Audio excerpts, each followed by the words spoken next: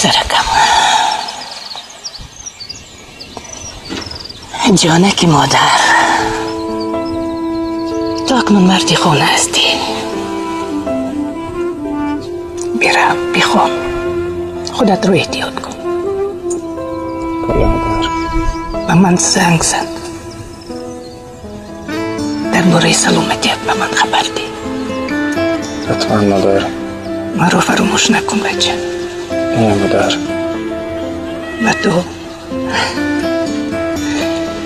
به تو کشوی شکار بچم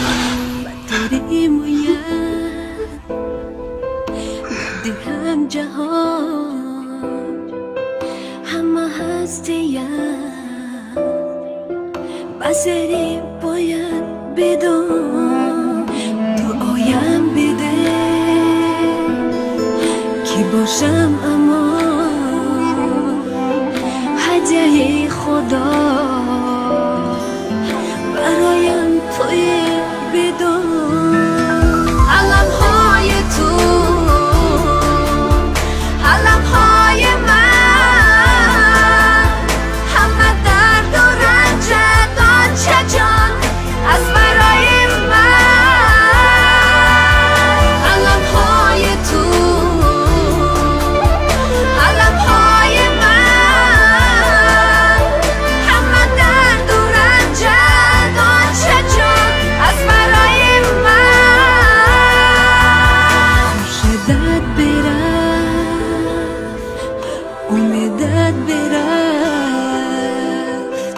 ناامید مشد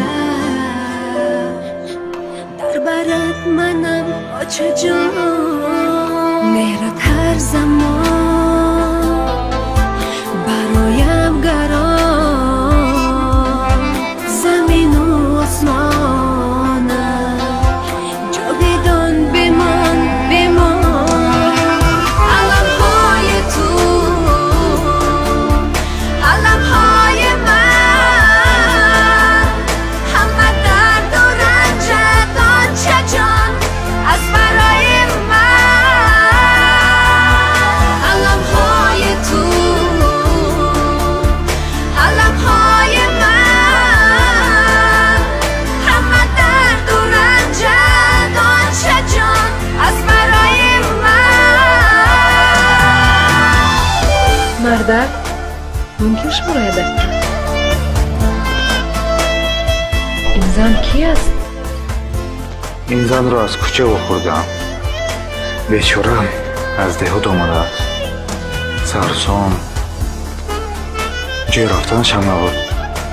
با این خاطر خانه آوردم که شب را روز کند پگاه می رود آخه آدمی که را نشناسید برای چی به خانه می آورید؟ ای بیامون باز همون گپا 100 روز نمیستد گفت